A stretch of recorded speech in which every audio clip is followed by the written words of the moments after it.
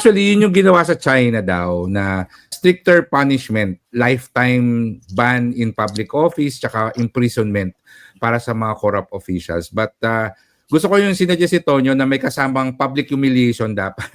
Dapat talaga ako. Shame. Asal yung energy talaga. Welcome sa Buhay Buhay Podcast, isang kwentuhan tungkol sa buhay-buhay nating mga Pinoy.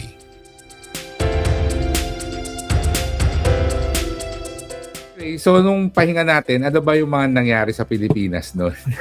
Mukhang isa lang ang... So, the flood control. yung corruption, no? Yung flood control projects and all. So, yun na lang yung naisip ko na pag-uusapan natin actually. So, tingnan natin kung gaano natin kalalim. Pero ayoko masyado seryoso eh. But, Oo nga eh, kaya nga eh. ayoko masyado mabigat. Ano lang, kalmado lang.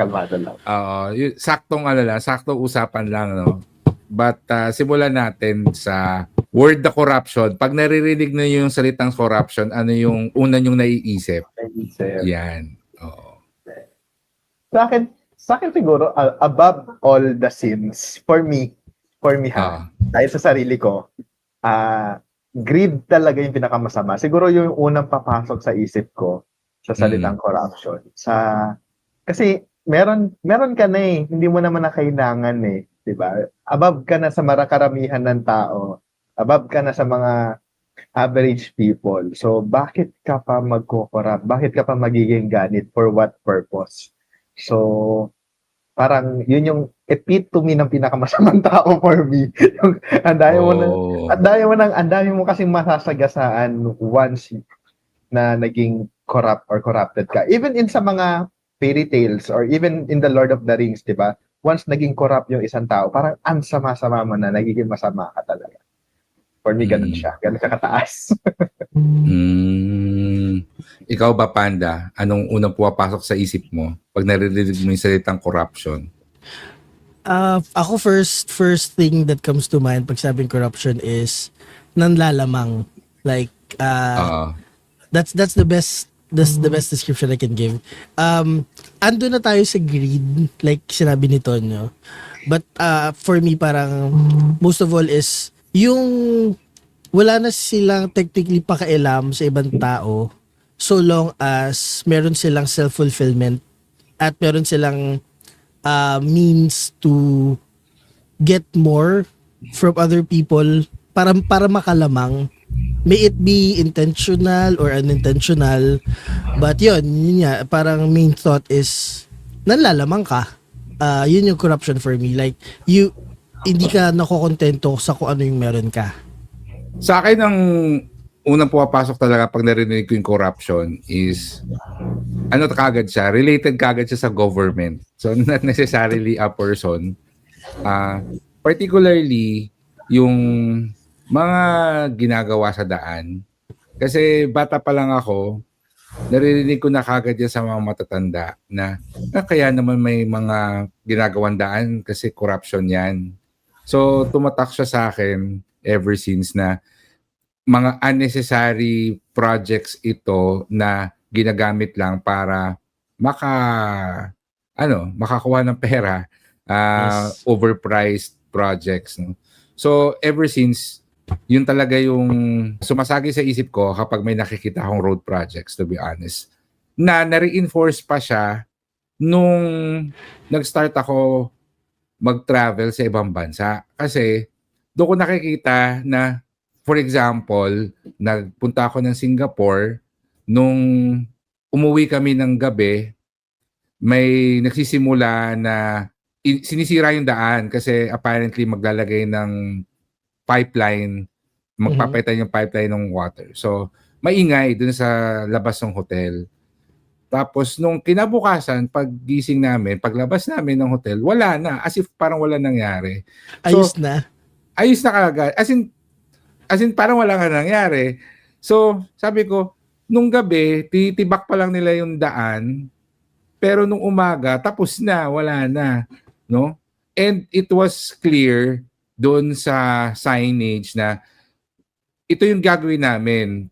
I-replace namin yung pipeline. So alam mo definitely kung ano yung ginagawa. Kasi most of our road projects, wala lang. Nagulat ka lang na, ay, sinisira. Or ano ba ginagawa? Pinapalitan ba yung asfalto? Hindi mo alam. Minsan manghuhula ka pa kung ano yung ginagawa. So para sa akin, yung lack of transparency, mas napapaisip ako na, nako, ano lang to? Just a way for a government official or someone na makakuha ng pera. So pag corruption, unfortunately, government activity or government project agad yung unang naiisip ko. Which makes me sad. Although, syempre, sa anime, di ba, ano yan, usually ginagamit din na concept na nakorrupt yung soul ng isang character. Yan. But it's always connected to something evil. And I would agree kay Tonyo na greed talaga yung isa sa mga motivation ng isang corrupt na tao. And in recent weeks, na-expose yung mga corruption in the government and hopefully ay merong patunguan, no, as a lot of people are posting online na sana hindi lang to teleserye sa TV. Sana meron talagang patunguan. Mangyari, yes. May mangyari talaga, no, after all of these Senate hearings, etc. Siguro isang question ko na lang is kung kayo yung magiging presidente, ano yung first anti-corruption policy na gagawin ninyo? Naisip nyo ba kung ano yung mga pwedeng gawin? Actually, na-propose na siya. What I'm thinking of kasi talaga is, if ever ko na maging presidente ako, the very first thing na dapat ma-implement is walang itatago. Like, literal transparency ng transparency no mismong salin ng mga tao sa gobyerno. Tapos yung yung proper communication ba? Like may platform where every citizen can go to verify kung para saan ba 'tong project na to, kung ano yung costing ng project na to, kung sino mga nagtatrabaho sa project na to, para dun pa lang maiwasan na yung possible na corruption. Kasi if there's visibility with all the projects that you're doing, or if there's visibility with whatever you're doing, pag nakikita ng tao yan, una-una, may iwasan ng corruption. Second, mabibuild mo yung trust ng tao. Kasi, nakikita ng tao na, okay, ayun pala yung mga ginagamit, yun pala yung budget nila for that. Tapos, third would be making sure na projects are delivered on time and checked properly, na talagang nagawa ng maayos, tapos na do-double check siya with other government bodies para alam mo yun, para lang sigurado na walang tinago, walang binusa, walang shortcut for the project. Ayun yung sa akin. Kita nyo ba? Well, we all know naman yung transparency. Gusto yan ng lahat ng tao. Kapag naging presidente, dapat kita lahat ganyan-ganyan. Siguro, I'm leaning more sa punishment. Dapat mas mabigat. Dapat mas mabigat talaga ang punishment when you're in a position. Lalo na kapag nasa government position ka. Kasi, ang batas ngayon is parang mas mabigat sa mahihirap at mabilis pataw kagad sa mahihirap. Kulong ka kaagad. Yes. Nakita ng ganyan. Pero pag nakikita natin ngayon, yung mga hearings, mga ganyan-ganyan, haba ng proseso, ang daming naiinip na tao na galit na. Parang gano'n. Ano ba mangyayari? Ang daming kaabang-abang. Kung ako magiging presidente, siguro mas magiging mabigat yung punishment kapag napatunayan sa mga government officials. I don't know. I'm not leaning naman sa death penalty. Kasi siguro maganda kasi ang death penalty kapag maganda ang justice system. Pero hindi ako masyadong 100% kasi sa ganon. More on basta mas mabigat na punishment. Ewan ko, siguro may some kind of humiliation sa kanila. Malaman nila na mali nila. Alam mo 'yan, may ganong trigger sa akin na parang pag sa kanila kasi nakakatakbo ulit. Parang okay lang.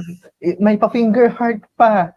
Nasaan yung remorse? Nasaan yung pity Oo, para sa walang mga tao? remorse. Hindi ba nila alam yung bigat na nangyari? Kasi ang nakikita ko kasi diyan kapag ganon is may pera sila eh.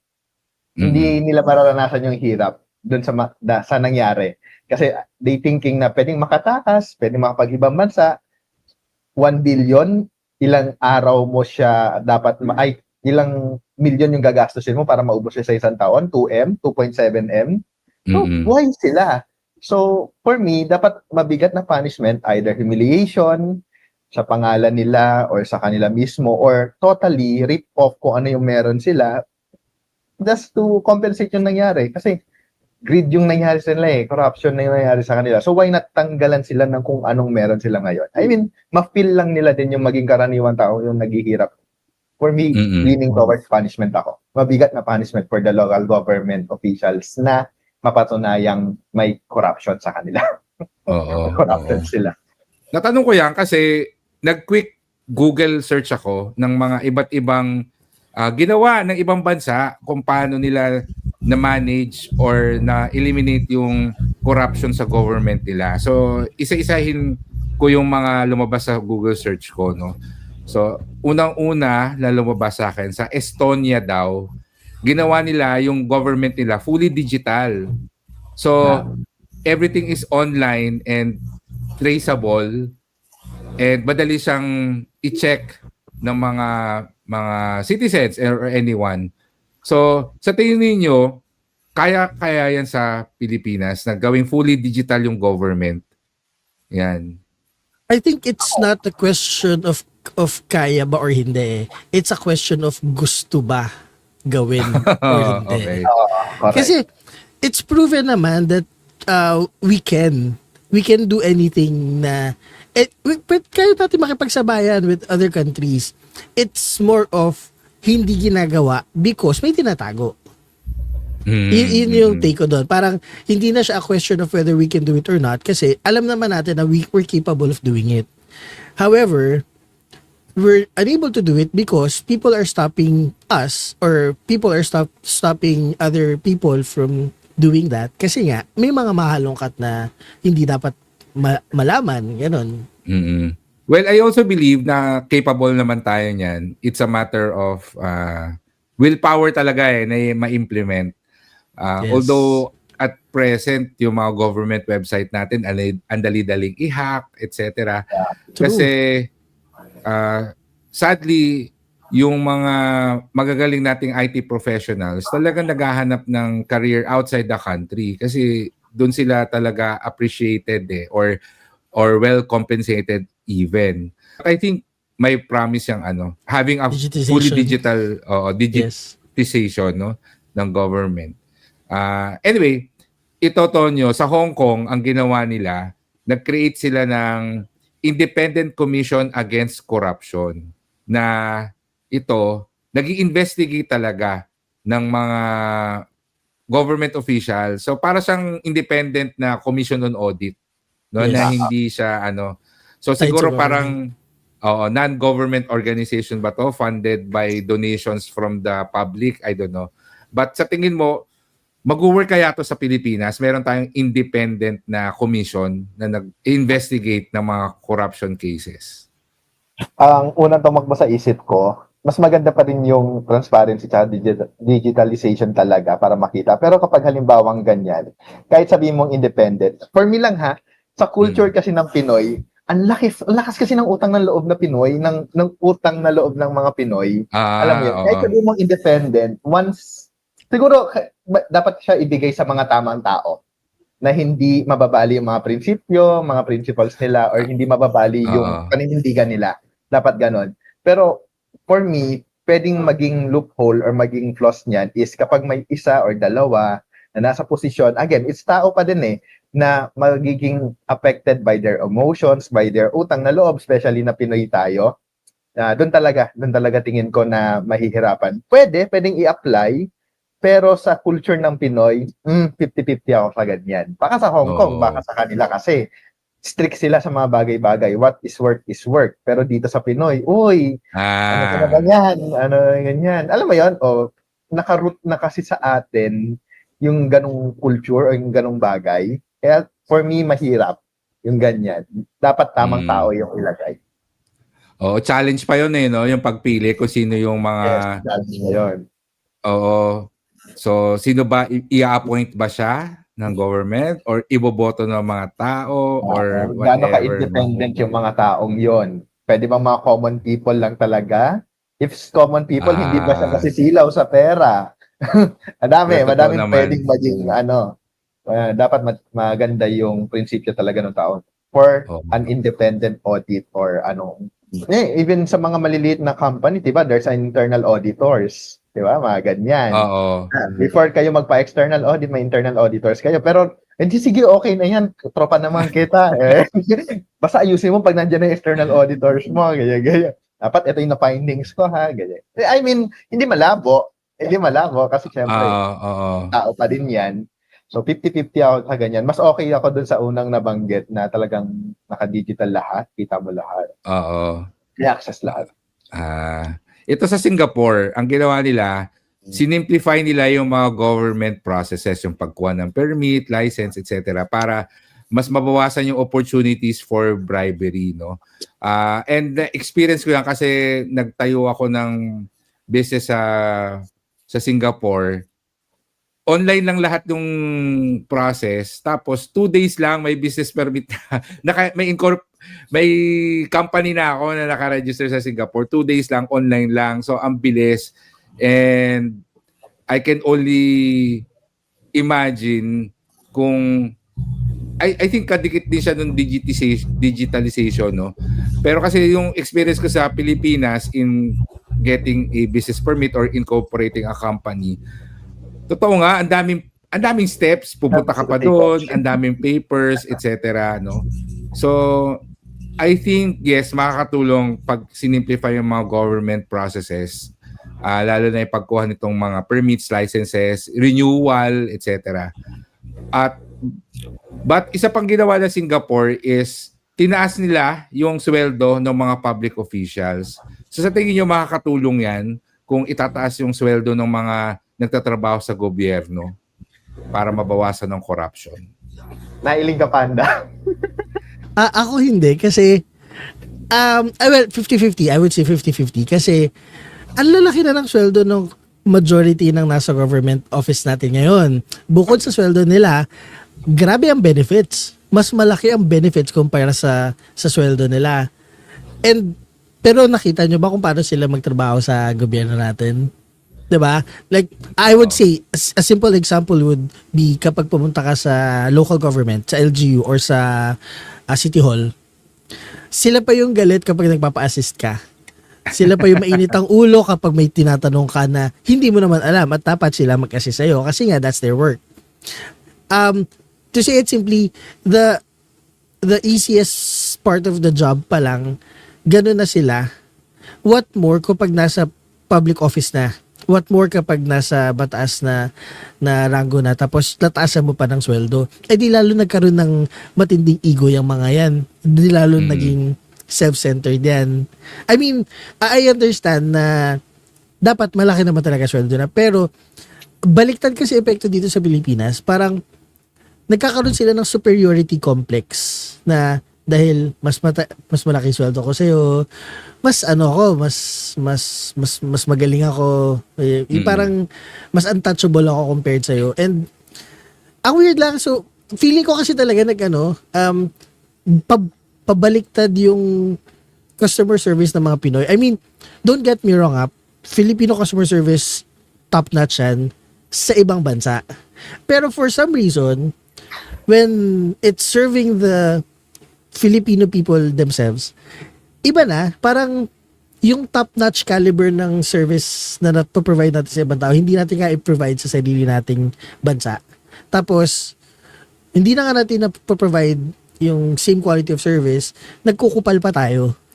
Sorry to say, pero totoo naman. That's my take. Ewan ko, baka you have a different take. Baka you guys have a different take. Ikaw ba, Tonyo, sa tingin mo? Maybe because yung sinabi ni Panda, yung mga umaalis kasi, sila yung may mga good qualities na nagbibigay ng magandang customer support talaga o customer service. Kaya sila nakakaalis. Kaya itong mga naiiwan sa Pinas, alam mo yun, napili na siya. Kaya yung mga naiiwan dito, talaga sila yung may attitude. Kasi nga, hindi sila pwede sa ibang bansa with that kind of attitude. Kaya naiwan tuloy sa mga Pinoy. I doubt naman siguro na yung mga nagtrabaho abroad o ibang bansa kapag napunta dito is mag-iiba. Siguro it rooted din sa pagkatao nila. No, kung maayos talaga magtrabaho 'yan. 'Di ba? Maayos talaga 'yan. Kung hindi talaga, kupal talaga sila. Ganyan. Especially ang mga government officials kasi na paano ba? Yung simplification kasi sa Singapore, for me nakikita ko lang din dito, opinion ko lang. Ang dami kasing kailangan ng work dito sa Pinas. Kaya ang daming mga trabaho na pwede namang hindi na. Binibigyan na lang nila ng work. So yung proseso tuloy na imbis na isang diretso lang, may tao ka pa para mag-deliver, imbis na diretso na lang dito, may tao ka pa for that. Kasi kailangan ni Pinas na magbigay ng trabaho doon sa population na number na meron sila. Ang dami na nating population, ang dami na natin so hindi kaya ma-oversimplify ang magiging isang concern pa diyan. Bawa, kung mangyari man yung ganon, magtatanggalan ng trabahador, which is, again, another problem ng Pinoy. Kasi, isi-simplify na, magkakaroon ng ganito. Pwede na akong tanggalin. So, dagdag siya sa poverty line, dagdag siya sa mga kung ano statistics na mga walang trabaho, ganyan-ganyan. Kaya siguro, ang nangyayari sa mga ganito, isang daming tao para sa isang simpleng proseso lang. Parang ganon. Maganda sana kung walang magiging downside sa mga trabahador. Tingin ko lang sa mga ganon. Kasi kung i-include na natin yung ganong strategy sa Singapore, dapat magawan din ng paraan na ma-simplify at the same time, hindi mawalan ng work kung sino man yung matatanggalan at that moment. Siguro again, it's a Philippine government problem. It's deeply rooted sa corruption kasi kaya ang daming pasikot-sikot pa. Ako, I would agree with Panda na hindi mawawala yung corruption kahit na itaas mo yung sweldo nila dahil greed Yes. Tama talaga. Yung mga nasa corruption scandal naman usually, mayayaman ang dami na nakurakot dati pero hindi lang tumigil, di ba? So, on the other hand, siguro rather than increasing the salary of public officials, bakit hindi standardize yung mataas na sweldo sa lahat, no? So, meaning i-increase yung minimum wage. Minimum wage. Oo. Sa buong Pilipinas para yung mga tao kasi 'di ba laging merong iba yung sa private ka nagtatrabaho, iba sa government. Public. Oo. So, I remember dati a lot of people want to work in private companies kasi mas mataas na yung sweldo. But in recent times, a lot of people are taking the civil service exam kasi mataas na daw yung mga sweldo ng government. Yes. So bakit kasi kailangan mag-compete? Bakit hindi siya standardize para you get the best person for the job, di ba? Kasi kung may magaling talaga, kasi sa private, ay aaminin ko may mga magagaling talaga na sa loob-loob ko lang, kung sa government to nagtrabaho, alam mo yun, yung leadership niya, yung honesty niya, this could make a difference. Pero, alam mo yun, for some reason, ayaw niya yung culture doon, etc. But I think it starts with having a standardized salary. Tapos, yung may audit sa trabaho, ibig sabihin, itong department, alam ba, ilan ba talaga yung kailangan nyo dito, di ba? Kasi may friend ako na nagtatrabaho sa Department of Agriculture. Sabi niya, may mga departments daw doon na sobra-sobra sila, parang 4-5 silang bisor na wala namang ginagawa. Tapos doon sa department nila ng mga nagfi-field work, kulang na kulang sila, alam mo yon. So, because itong mga nasa higher positions, yung mga matatanda na promote na and all, pero ayaw mag-give up ng position.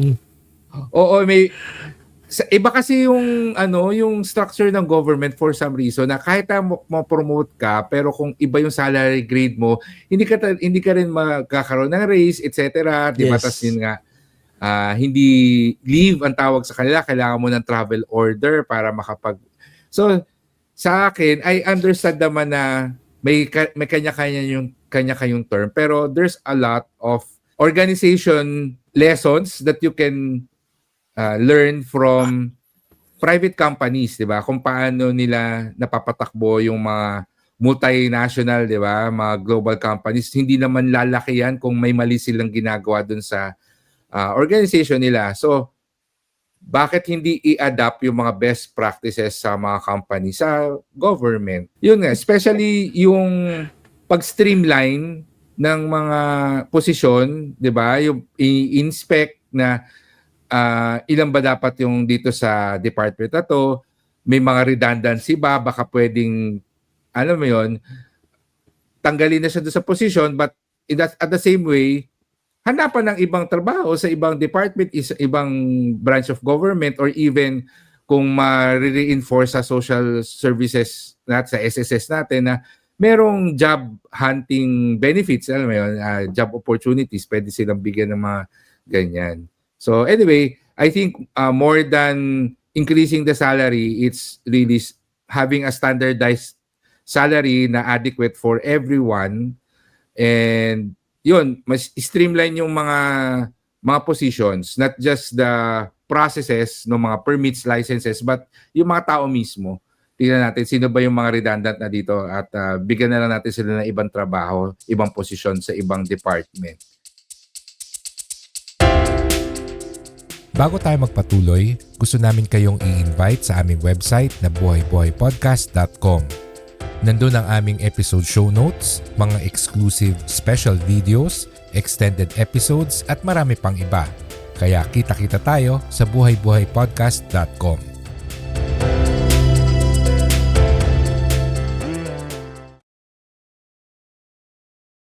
Tatlo yung sasabihin ko actually. Yung una is, when it comes to yung adjustment ng sweldo, sama na rin natin yung provincial.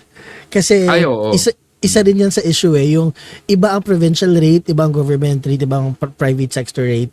So, yung tatlong factor na yun, ang laking impact nun for workers Tapos, second is yung sinasabi mo na auditing.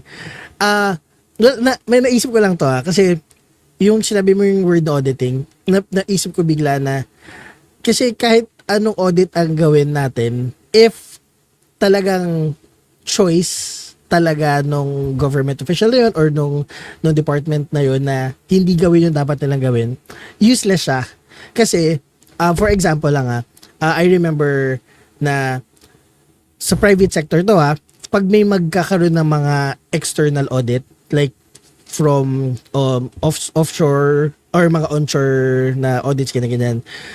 Natatandaan ko lang na meron ako mga ilan na pagtrabahuhan na nagkakaroon bigla sila ng mga internal audits tapos hinahanap na agad talaga nila yung mali.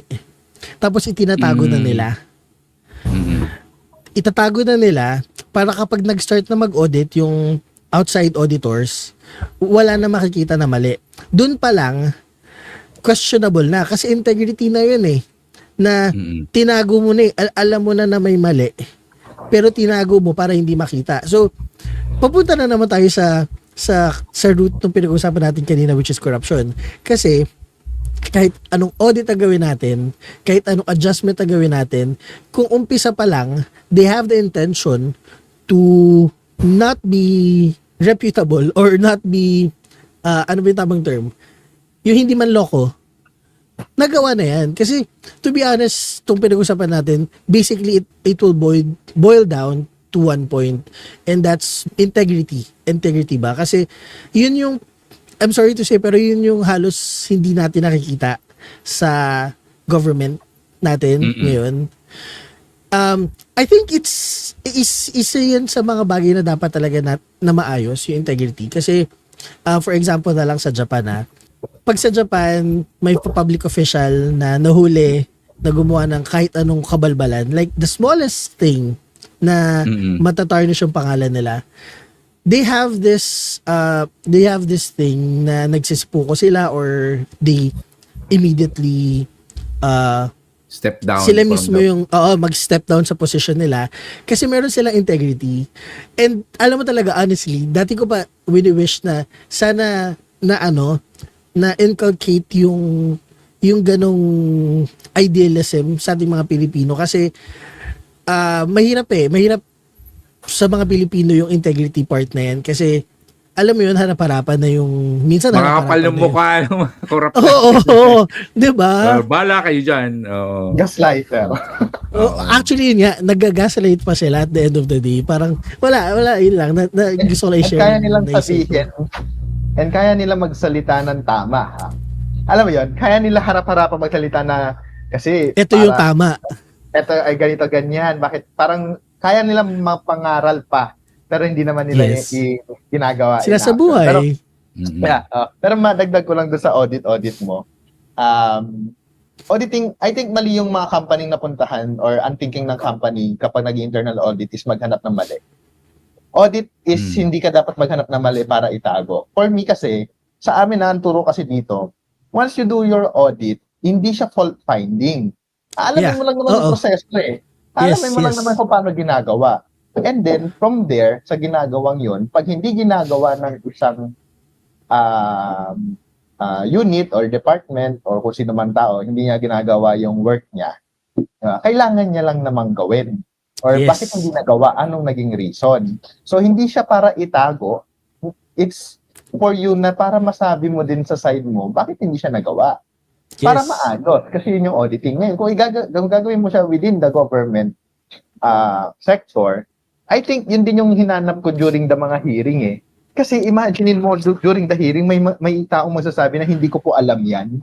Hindi po dumaan sa akin yan. Ano ba yung naging proseso nila?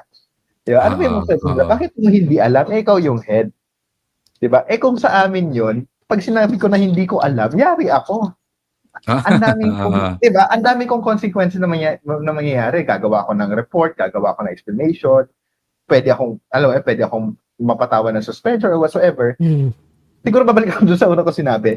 Ano ba mangyayari nga ba sa kanila kapag hindi nila ginawa yung trabaho nila? Parang wala. Parang wala lang din kasi. Maliban sa mga kapal na nga yung mga mukha. Wala na nga integrity. Parang wala lang din kasi sa kanila. Kasi nga maybe kulang sa consequence, kulang sa punishment na wala silang alinlangan o hindi sila natatakot na mawala sila dun sa trabaho nila o sa pwesto nila, unlike dun sa mga common na katauhan. Diba? Na parang kung kamali ka lang ng trabaho, masita ka lang, didibdibin mo na. Diba? Iniisip mo na siya overnight na anong gagawin ko kinabukasan kasi ito yung problema. Sa kanila, hindi nila nakikita yun.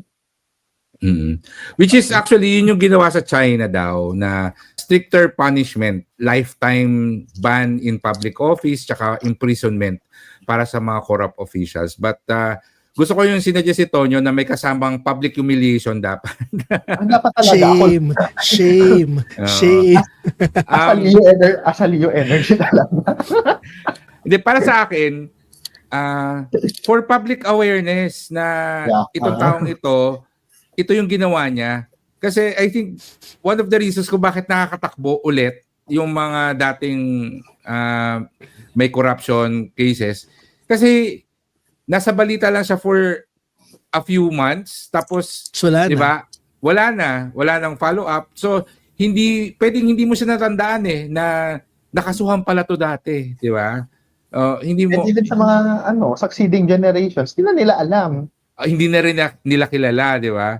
So, I think public humiliation yung term natin, but it's really more of public education na ito yung mga history nitong tao na to, kaya he is going to be permanently banned from running in public office, tapos ikukulong siya because ito yung ginawa niya. So alam mo, may parang dissemination of information para aware din yung mga tao. Kasi syempre, tayo yung boss nitong mga to, di ba? Parang gano'n naman sa isang company kapag may tinanggal, di ba? I-inform mo yung boss na bakit siya tinanggal. Kasi ito yung ginawa di ba? So, dapat gano'n. Pero I think, din siya yes, alam ko may criteria tayo para magpapunta sa public office. But the criteria that we have right now, it's too lenient eh. It's too lenient to the point na imagine mo, mas mahigpit pa ang maghanap ng trabaho sa regular job compared sa pumasok sa public office. Dapat, meron tayong way to make sure na kung patatabok ka sa public office, unang-una, wala kang any criminal record. May it be a misdemeanor or may it be a major case. Pero ayan, dapat unang-una dapat wala kang previous history of any cases. Kahit ganong kaliit pa yan. Kasi, I'm so sorry, kasi doon nagsisimula yun sa pinakamaliit na mga bagay, like petty theft, or basta yung mga simpleng misdemeanor cases, doon nagsisimula naman lahat yan So, dapat doon pa lang, kaya na ma-filter kung sino yung pwede tumakbo sa public office. Hindi yung may plunder case na nga, nanalo pa ng senador. Diba? Yun yung parang inaano ko na I think kulang yung sa justice system natin kasi it's always the poor that's adjusting at palagi yung mayayaman yung wala lang, deadma. Nakakahanap ng loophole, no? Yes, oo. Saka natitake advantage yung justice system dahil Tsaka sila yung merong capabilities Yes. At saka, imagine mo, pag ang isang regular na mamamayan na nagnakaw, kulong agad.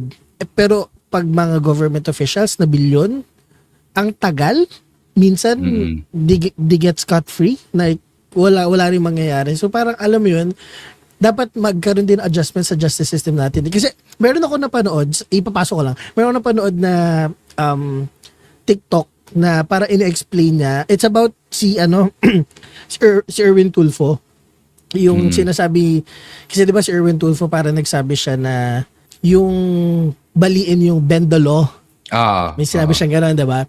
So this specific TikTok, parang lawyer siya ina-explain niya kung bakit mali yung sinasabi ni Tulfo.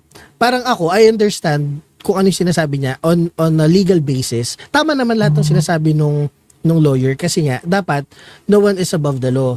Pero doon din napunta yung trail of thought ko na if no one should be above the law, dapat applicable to hindi lang sa mahihirap kasi ang nangyayari applicable lang siya palagi sa mahirap. Pag mayaman ka, you have so many means para maiwasan siya, magawa ng paraan, mapaglaban yung sarili mo, unlike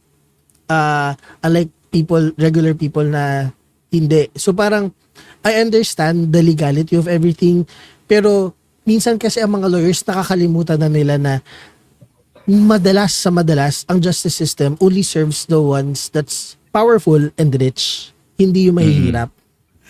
Dagdag ko lang. Sabi nga nila, kapag ang batas daw or ang law is pwedeng makalusot or pwedeng bigyan ng fine or bayaran para absuelto ka na, yung batas daw yon is para sa mahirap lang. Yes. Hindi magiging applicable sa mayaman kasi lagi sila may pambayad.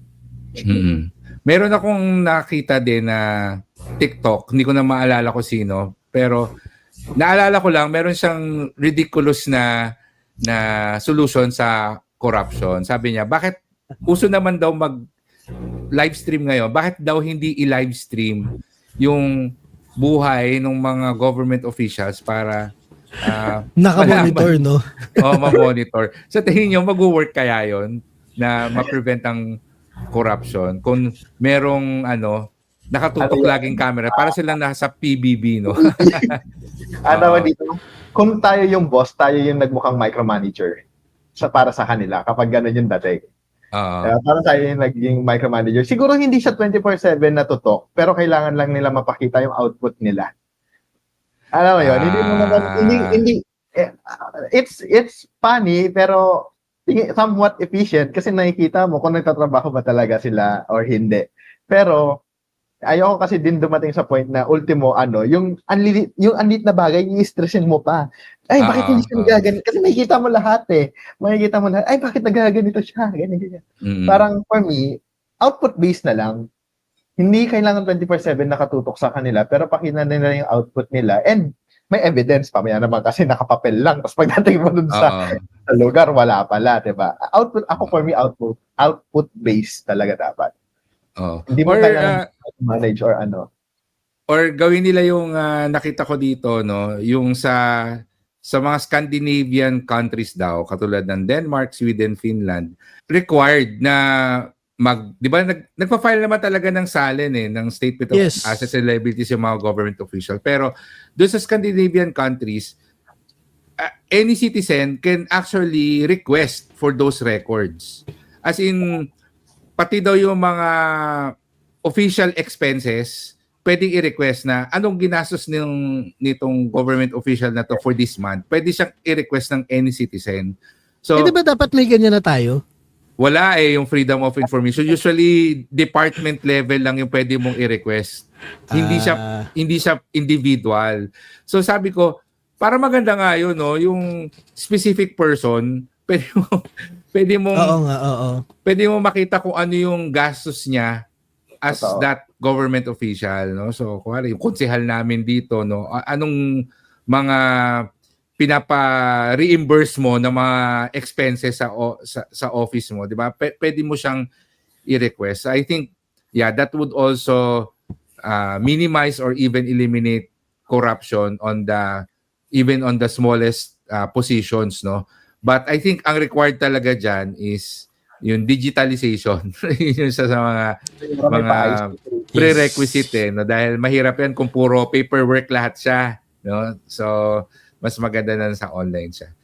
Pagdating sa education, is that possible na I don't know, magsingit ng subject para sa mga high school students na makakatulong na eventually, if ever someone decides to work in the government, ay hindi sila magiging corrupt? Meron bang ganyan na pwedeng ituro sa mga high school students to prevent them from being corrupt when they Pwede grow up? mag-comment. Yes. Ayun nga yung mga nasa Catholic school, sasama ng ugali. So I think meron siyang hindi ganun kalaki yung impact. Nasa tao pa din siya. Siguro maganda yung sinabi ng teacher na dumaan din sa feed ko na it starts within the family. Mm-hmm. Tingin ko kung maganda naman yung upbringing nung pamilya. Kaya nga, diba, ang sabi ni Bayani nun, na magkakaapelido lang kayo lahat na nagnanakaw. Kasi it starts with the family. Kung maganda yung upbringing ng family nyo, at alam nyo mali or masama yung ginagawa nyo, mapapass on yun. Kaso nga lang, kung halimbawang lumaki ka sa pamilya na yun yung norm naman nila, no, yung parang be extravagant kahit na mag-corrupt ka na basta hindi lulusot or yun yung nakagawian mo na puro sugal or whatsoever. Yun yung mapapass on. Ay, madaling ipasa ang mga subject sa high school at college kahit gaano ka, yan. Kasi more on, knowledge base yan, mga ganyan-ganyan. Pero tingin ko mag-start na lang sa pamilya, sa kanila. Kung gusto talagang mabago. Kaya, may humiliation talaga dapat. Charot. Diba? Para matag ko sino talaga sila. Pero yun nga, Catholic school mas sama ugali. Oo. Yeah. I think it's not really values education. Ako ang niisip ko, pwede siyang gawin, but it has to start with the justice system na maparusahan yung mga corrupt officials.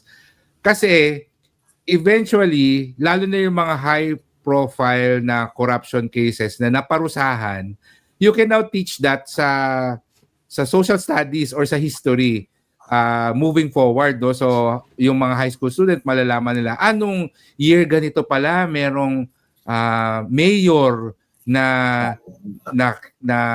kasuhan ng corruption, ng graft, at nakakulong siya for life. Alam mo yun? So, kung mapag-aaralan sa history itong mga high-profile corruption, graft, plunder cases na naparusahan, then makakatulong yon na ma-inculcate sa mga kabataan na masama yung magnakaw sa kaban ng bayan, and hindi naman sa tinatakot natin sila pag ginawa mo ito yung but it's more of highlighting na bakit sila naparusahan, kasi ito yung maling ginawa nila, no? So, pwedeng i-highlight na because kinurakot yung pondo ng flood control projects, di ba? Ito yung mga naging consequence niya, bumaha dito, nagkaroon ng bagyo, maraming namatay, etc. So, yung mga part of, sabi natin na current history, yun yung maturo sa high school, and then, alam mo yun, in a way, mas mabago yung mindset nila na dapat hindi yun yung ginagawa natin dahil akala ko walang naapektuhan dito sa gagawin kong corruption, but in fact, domino effect na merong possible na may namatay dyan, no? May mga matay dito sa gagawin ko. Feeling ko, simpleng kupit lang to, pero hindi. So yun, I think more than the values education, it's more of highlighting na there's a justice system that will go after you if you do something bad. Parang ganon. Yes. So, Actually, ang akin dyan, parang it's a three-step process. It's a three-step process na kasama yung dalawang sinabi nyo. So, I would say the first step is values. It starts with the family, tama, which is going to be the values that's taught to kids. Secondly is education, which is gonna be taught sa school.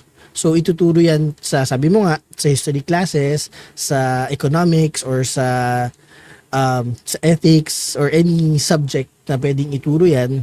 Pero, kasi, useless yung dalawa kapag wala yung pangatlo, which is enforcement in the form of punishments. Na sabi nga ni Tonyo, kasi, useless yung dalawa kung yung pangatlo, kung yung pangatlo, which is the reinforcement part of it, is not applicable or is not applied. Kasi kahit gaano kaganda ang upbringing mo, kahit gaano kang ka-educated, if walang karampatang mangyayari sa'yo pag ginawa mo isang bagay, then it's a free for all.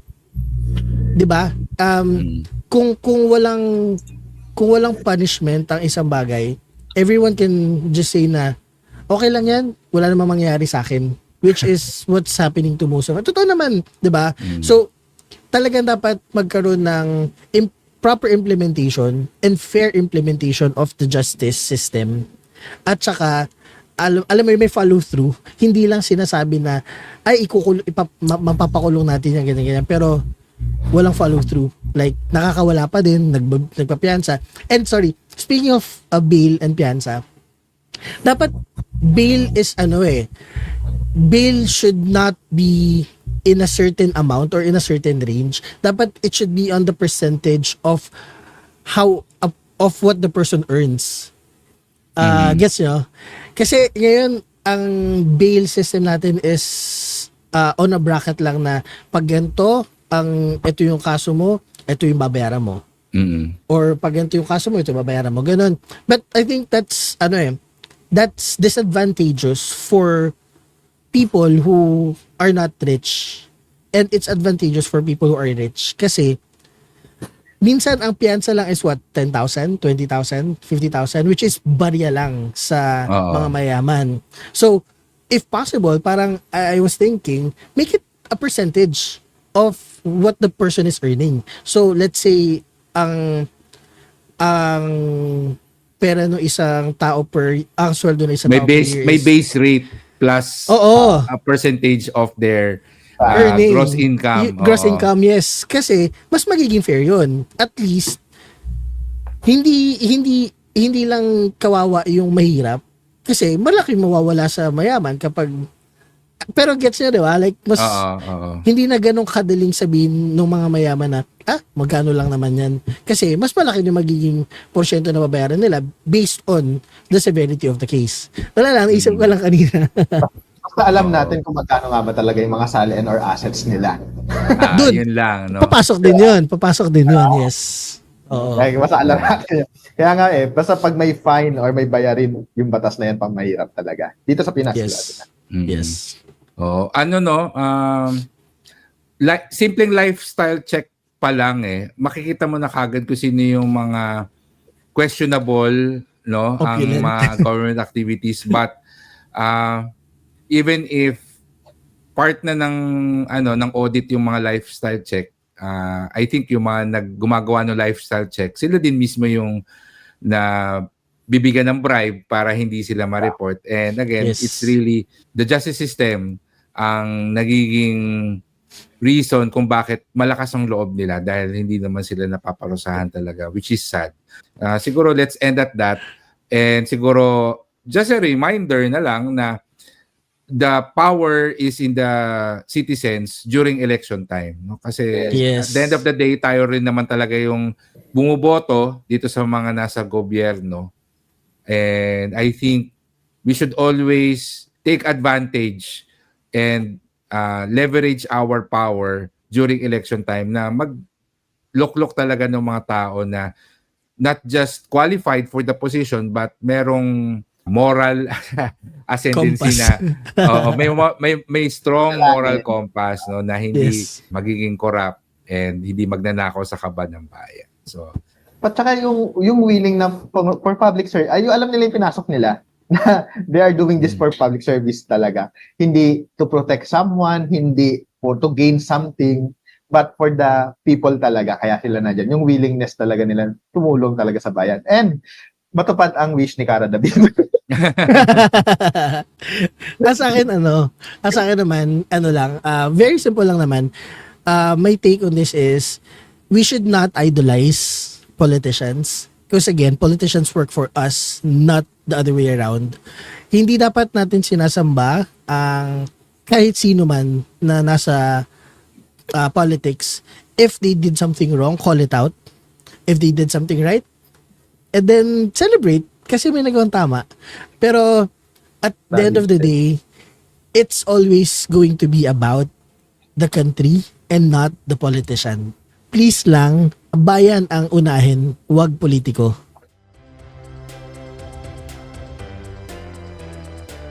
Maraming salamat sa pakikinig. Please remember to subscribe, leave a review, and share this podcast with your friends. For more information and to contact us, you can visit buhaybuhaypodcast.com.